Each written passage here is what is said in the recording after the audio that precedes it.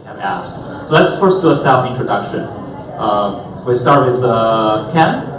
Yes, hi. Hi, I'm Nguyen. I'm a senior director for engineering at Google. I've been there for more than 12 years now. I've been a manager for 10 of those years. I'm now leading a team of about 200 engineers in Mountain View, and I look forward to sharing my experiences with you. Hi, can you hear me? Oh, cool. My name is Leidu. I'm an eng manager from Opendoor. Opendoor is a real estate startup, and we are buying and selling homes. You can talk more about this.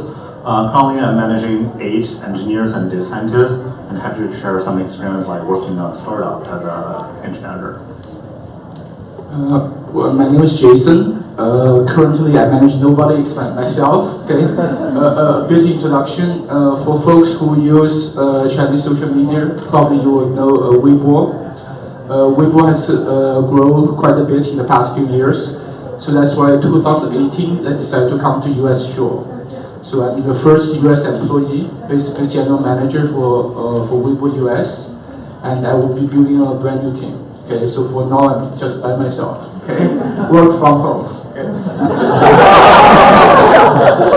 This is a nice, professional introduction come out here. But anyway, prior to my Weibo experience, actually for the past three or 4 years, I was here in Silicon Valley building an AI team from scratch. Also lay out the product direction for e-commerce company, basically how to leverage AI in e-commerce settings. For that particular venture, we go starting from zero, once again, starting from zero to around 70 people. So that's my team. Okay.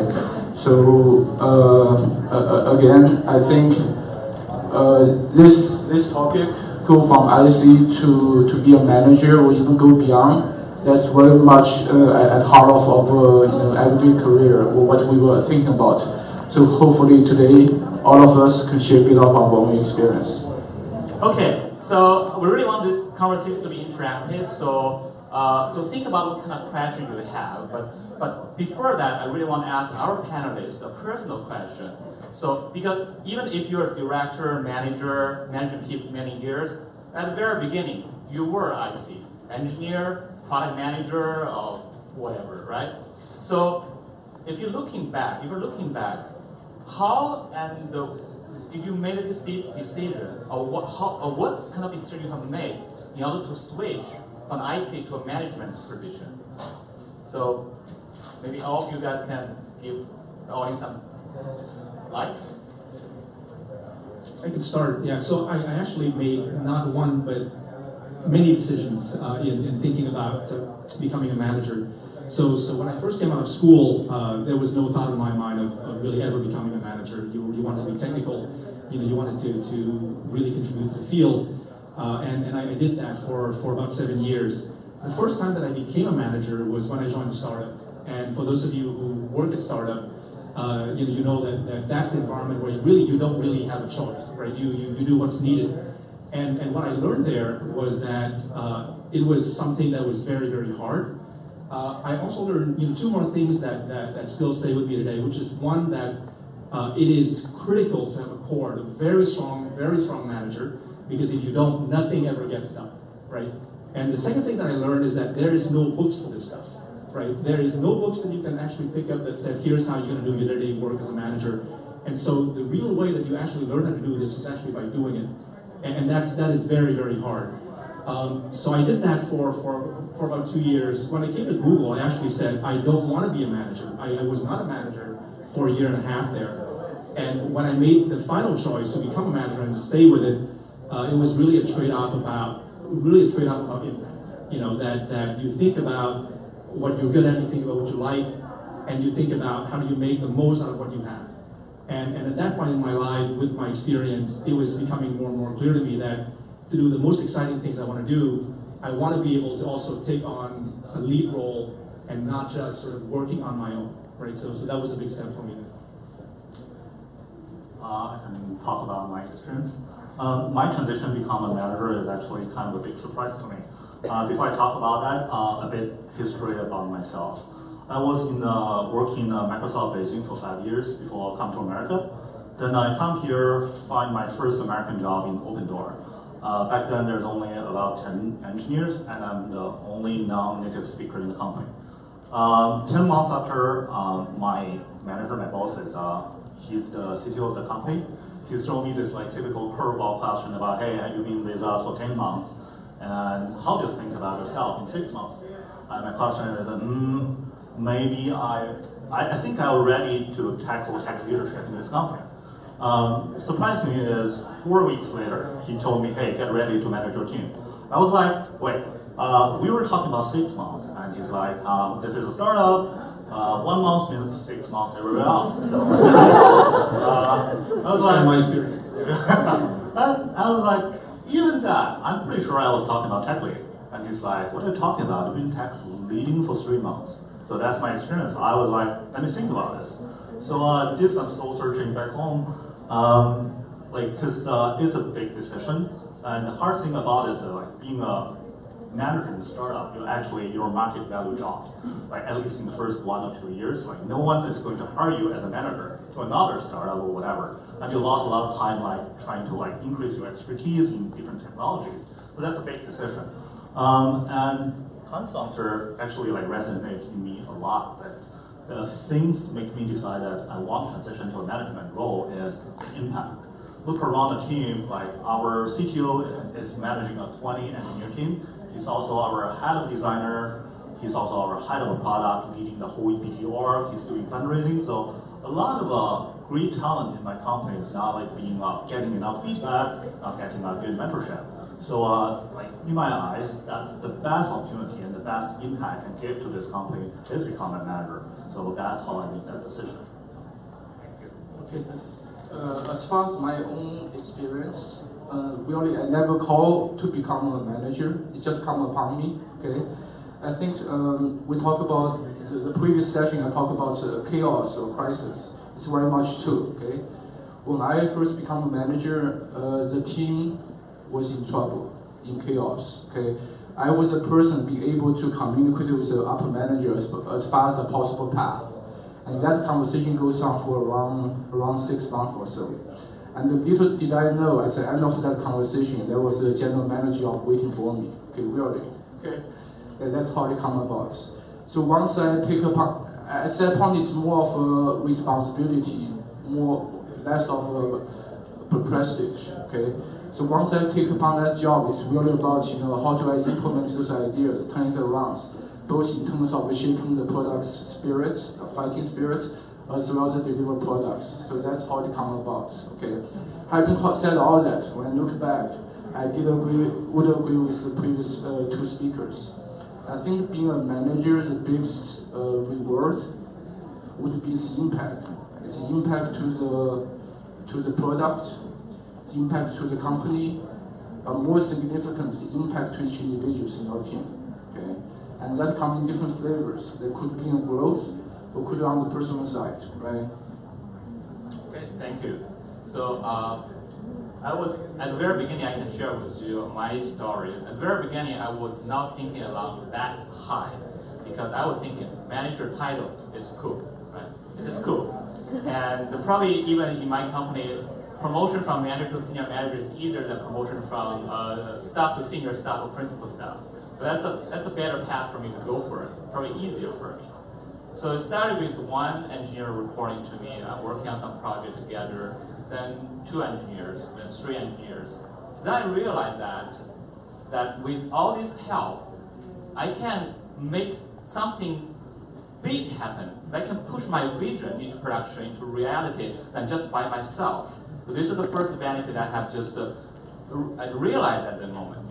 Then later on, as adding more and more engineer scientists to my team and also helping them to scale and develop their careers, I feel that, oh, there's another thing that is even better, is to help other people to grow their career. And then they become more successful. When they become more successful, recognize and appreciate your effort, which is more, a rewarding experience. So that's just the starting from the very beginning. It's not like at the very beginning, I was thinking, okay, I want to be a leader, a visionary, someone that can change the world or the company. It's just become a little bit selfish, thinking about I want get my career growth. Product management growth is simpler. But eventually I realized that there's more that is coming together with management role to help people grow, to help the vision, your own vision to be realized, to help the team and the product to be scaled. So that's my experience. Okay? So maybe now we can open up the question to the audience. Think about what kind of things you care about being a technical lead or technical managers. We really want to maybe start with the first question, and we can share our experience and also more questions. So I already saw a gentleman has raised your hand. So the question is, what is the one question that you keep asking yourself when you are leading a team, either as a TL or a TLM? Because I think a lot of times it's not we offer the wrong solution or we do the wrong thing, it's just because we ask the wrong question. So I hope I can understand what's the one question you keep asking yourself. I can make a step, okay? When you care, the products, the team is your baby, okay? When you care, you know what it needs, okay? So there's no book or anybody told you what you need to do, but when you put your whole heart into it, you can feel what it needs, right? Is this a process? Is the process issue? Or is this a talent issue? Is the technology issue? It's something else, right? So every day, every night, before you went to sleep, you will naturally, nobody forced you, you will naturally ask those questions and seek out for answers. That's my personal take. Yeah. So my take on this is that the answer for this actually changes a lot when you are when you're a TL, when you are a small team lead, and then when you are become a much larger team lead. I think when you run a larger team, the question is about, am I getting the most out of my team, right? Because your team is doing lots of different things, and your job at that point is to help them succeed. There's no way for you to know all of the details, and so your goal should be make your team as strong as possible. If you're leading one team that is doing one thing, and if you're actually managing the team, what I hope you'll be asking is, am I driving the team in the right direction? And am I motivating the team to the most that I could, right? There's a big difference between being a tech lead and being a tech lead manager, in that as a manager, you're actually responsible for the people in the team, and that you're recruiting for that team. So, you have to think very hard about not just what you know, but how are the people doing, and what they're feeling, right? So to have a lot of empathy is important. To have a lot of knowledge is important, and to have a lot of determination is very important. So it changes as you go, but when you're a manager, you have to think about the people. That's a big change.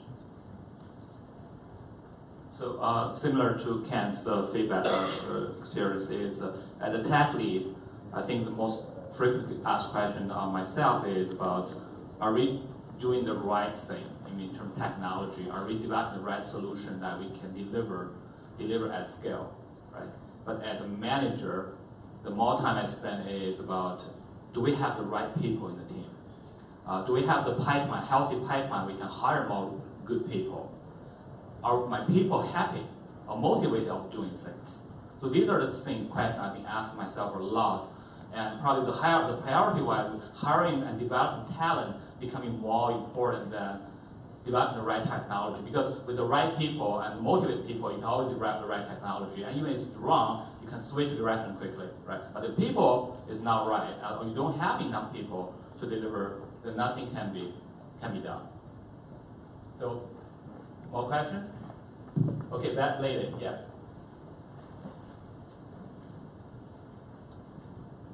Thank you. So my question is, when you first become a TLM, how do you handle the disagreement between you and your teammates, especially when someone is senior? Can you give some tips or experience? Thanks. Okay, I can answer that question. The way I think about this is like being a tech lead and like being a tech lead manager, you are not necessarily, and in most of the cases, you shouldn't be the one to have the right idea. So instead, like coming out with a better idea and argue and convince people what's the right thing to do, the best thing you can do, like with the team, is like to be the consensus builder and to help the team to figure out like what needs to be done instead, like what's the how to do that. So that's my take on this. Okay. Go ahead. Yeah. So some of you mentioned that you chose the the management path because of the impact. Does that imply that the alternative IC path would be less impactful by nature or more challenging? And what's your suggestion to those who want to pursue the IC path or technical path? Thanks. First of all, as I said, become a manager is not my choosing. It will become upon me.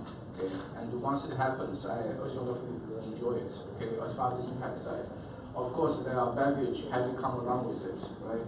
To be frank, as a manager, especially when you're going up, there are a lot more variability, and you are much less in control. Because everything you need to do, you need other people to do it. That's why we reach consensus. Okay, so that's why being sometimes I miss the time to be a IC.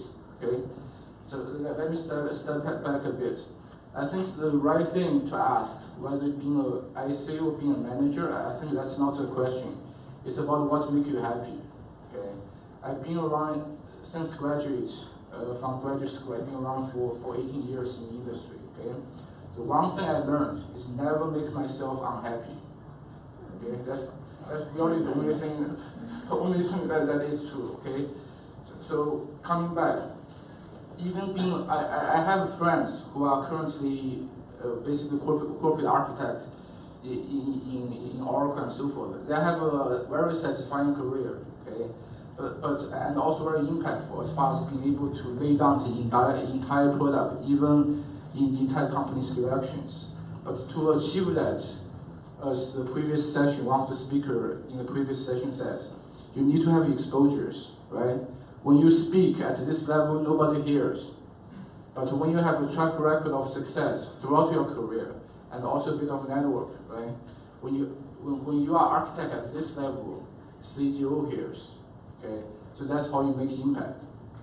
So I think a step back, at some point as you grow, IC, manager, PM, dev, it doesn't matter anymore, right? It's about having the wisdom, having the ability to influence others, presenting values. So that's there, okay? Having a title, this versus that's really secondary. Yeah, if I can add to that. I think what you heard the panel say is sort of a personal kind of answer, right? But more broadly, I think the answer to your question is that, you know, as you go up, as you begin to move on with your career, you really don't have a choice of simply working on your own, right? So the choice for you is, do you lead or do you follow, right? And this is a matter of degree, right? You know, you can be the CEO, you can be, you know, the VP of engineering, you can be the director, but at some point, if you want to have more impact, you will want to lead, right? And being a leader is I think what we're trying to talk about here. That it's not the title, it's not TL, it's not TLM, but really it's about getting people to follow you, right? And getting people to follow you by knowing more, by caring more, by being more determined. Whatever it is that it takes so that people will follow you is how you get your impact, right? It's so that's how I hope you'll be thinking about it. Yeah. One thing about the impact, like I know we all say like, hey, like being an engine manager is the most impactful thing you can do for the company. But that's like depend on your circumstances. Because the way I think about this is being a manager, you're essentially a multiplier to your team. Like, and when you are IC, you are basically a plus to this team. And if you think about this way, if the whole team is like a net connected, then no matter how strong a manager you have, like you're just like increasing damage to the company. And if you have a lot of like high potential, super talented like engineer, then the most impactful thing you can do is being a manager. So like, that's always a trade-off, like to like reach the scenario you are in. So before next question, I think all the questions about okay, once you become a technical manager, what's happening, how we deal with this and that. I think let's just roll the time a little bit back. You first have to become a technical manager, right? So that's why I want to ask everyone here. So basically, as a senior leader, what are the things you are looking for when you want to consider to promote someone, probably a senior IC to a tech lead or technical manager's role? Maybe we start with Ken. Sure, yeah, so I think I mentioned it. I basically look for a leader, you know, and you know, as I mentioned, there are lots of ways that you know, someone can lead. You can have someone who is very quiet, who is just super brilliant, and they lead because they're just so good and people trust them. Or you can have someone who is more typical, which is sort of a mix, someone who knows enough to drive in a certain direction and strong enough to basically get people to follow.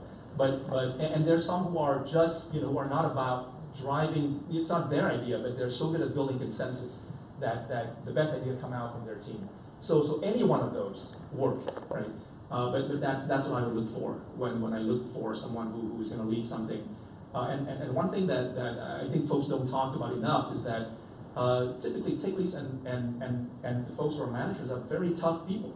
You know, they don't usually give up, and they are very determined because most projects you go in without knowing it's ever going to work, and your team look to you, and so you need to be the person who is going to be conveying, you know, success during that period that every project goes through where you don't really know. So. Secretly, I'm looking for myself, somebody younger. Only. just a joke. Okay, I think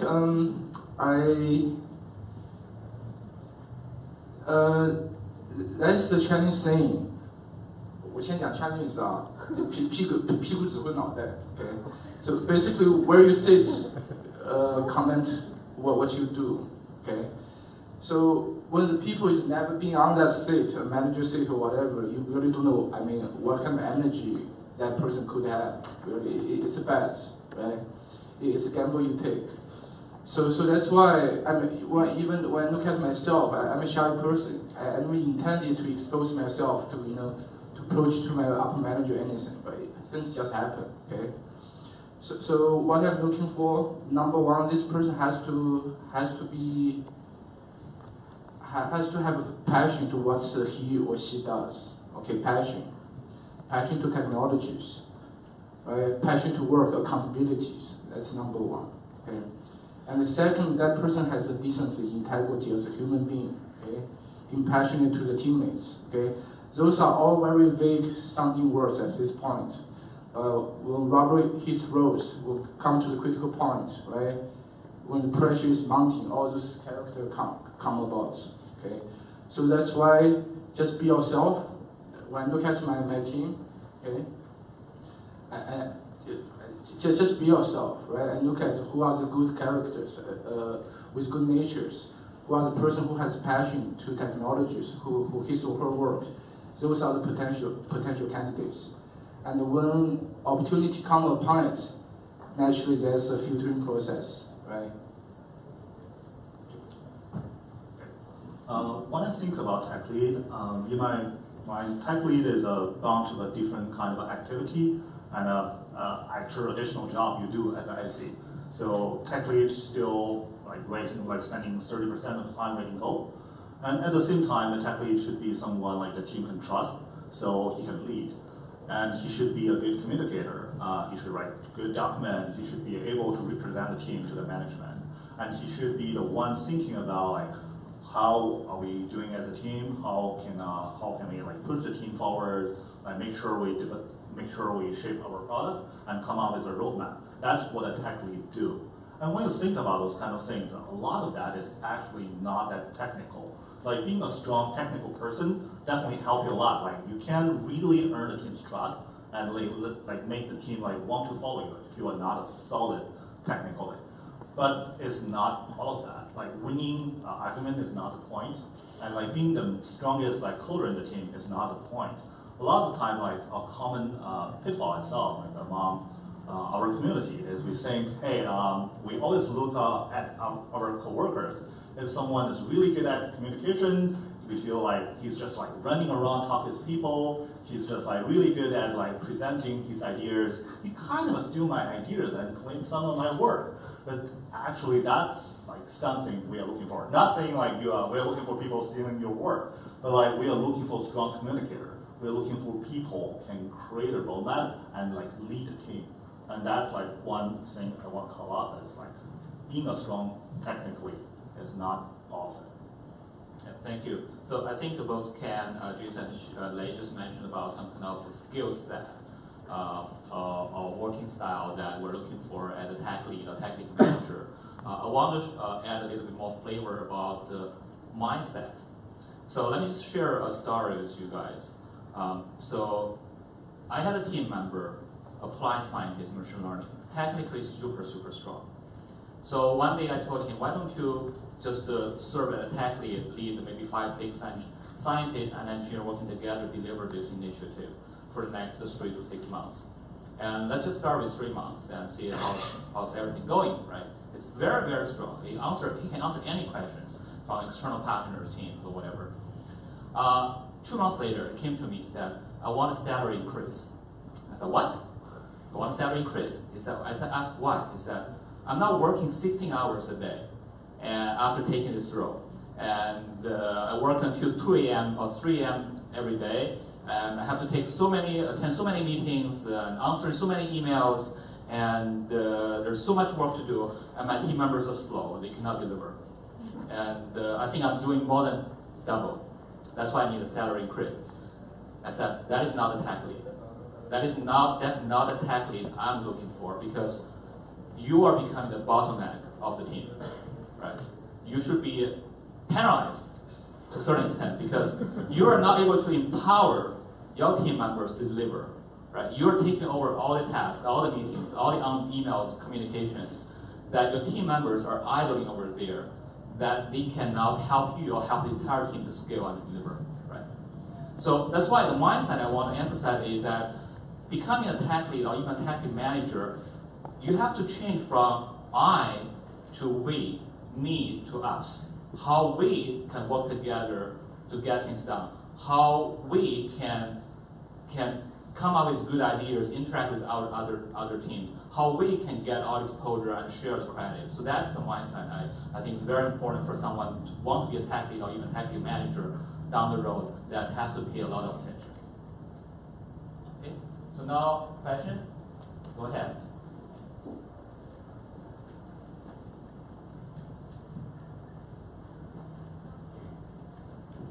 Thank you. Thank you for sharing the best practice. And I have a question about how do we better develop our leadership. So from our last panel, we kind of talk about people tend to switch teams or companies to just push for better opportunities. But if we think back, if we constantly change, then we lose the opportunity of building the trajectory of your contribution or your leadership. So you might take several months or years to fit in that team and then show your leadership again. So I'm wondering from your perspective, which situation is better for building your leadership? Thanks. I want to change the formulation of the question. Okay, it's not so much about the calculations. Do I do that, get this, and so forth? It's just too much headache. Okay, really you need to follow your heart. What's making you happy? Okay, when this is an unhappy place and you have very little power to change, to make a difference, maybe it's time to go. Right? So it's not so much about calculations. It's about feelings. Really. Okay. So once you follow your heart and go where your passion is, it naturally takes you to the right spot, hang out with the right folks, and those folks would open up the door for you, seriously. Okay? So for a moment, you will just have to render yourself to the higher power, seriously. It happened to me. Okay? So having said that, okay, I think the truth is, speak from the previous session. I mean, I wish I learned all those things when I was younger, right? Really identify a growth spot, growth industries, because those are the areas where opportunity seeking out for talents, not the other way around. Okay, and for that reason, I've been in the United States throughout my entire life, ever since college actually. But in the recent years, I went back to work for Chinese company. That's an example, because this is where the growth is. Okay, so once you find the growth spots, hang out with the talented and people with talented folks with integrity. Integrity really matters. Okay, and naturally one door open to another, it just happens. Okay. Yeah. So to add to your question there, I just a few very specific advice. So my experience is that it's hard to learn anything in less than a year, right? I mean, when I look back, that's the minimum amount that you really need to stay and train and think about a problem to really learn something. And then the second part of this is that to be able to learn, you need to be around people who are a lot better than you are, right? And so if you are at a place where you're the best person, you probably don't want to be in that place, right? I mean, unless you found that particular company, right? You want to be in a place where there are people who are really good that you can learn from, and if you have the sort of the luxury to do it, to be at a place where I think lots of folks here are thinking about, should I be IC, should I be trying to manage? There are companies that give you that choice pretty far along in your career. So at Google, for example, the track for the IC goes all the way up to the highest level.